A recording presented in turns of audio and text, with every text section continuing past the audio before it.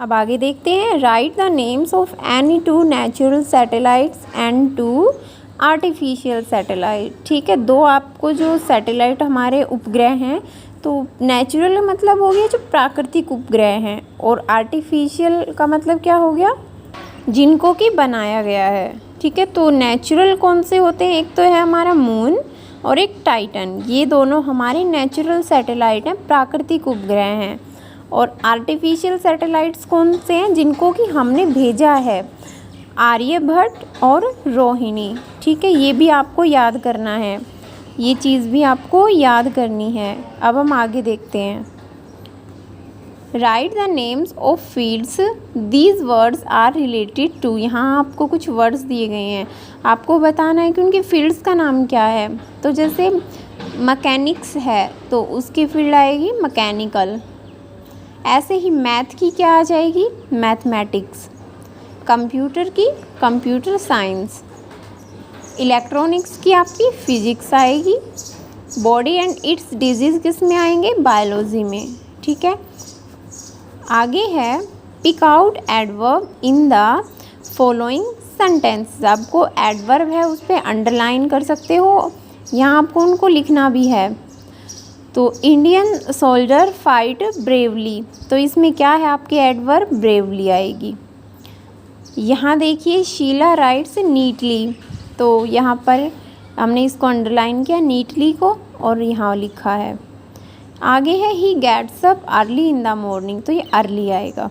यहाँ the man measured it wrongly, तो wrongly आ जाएगा। और इसमें it gradually begin to dry, तो इसमें ग्रेजुअली आएगा। ये सारी आपकी एडवर्ब्स हैं। बाकी और हम जब ग्रामर करेंगे तो उसमें इनको शुरू से पढ़ेंगे।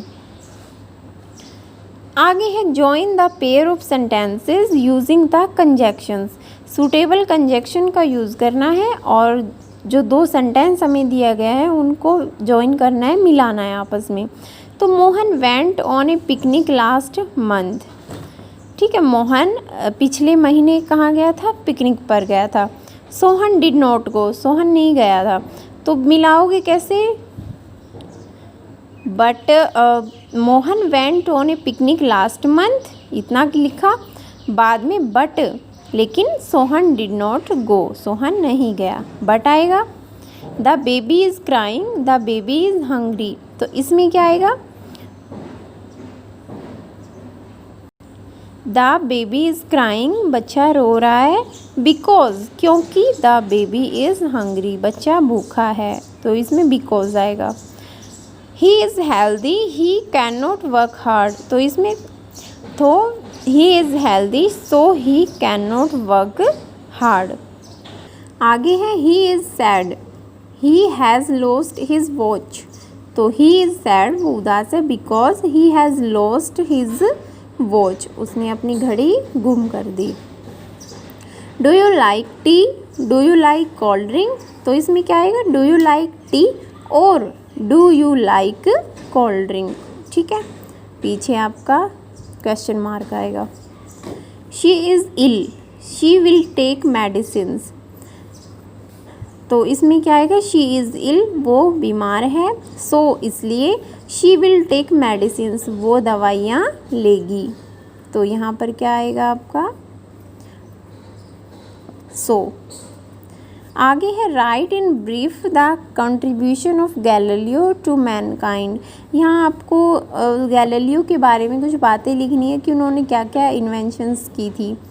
तो Galileo was a great inventor, he was also a mathematician, he gives a theory that the length of the time takes a weight on a string to swing does not depends on the distance swing but on the length of its chain। जैसा कि मैंने आपको पहले बताया कि जो उनकी lamp वाली जो थ्योरी थी वो सारी यहाँ पर दी गई है।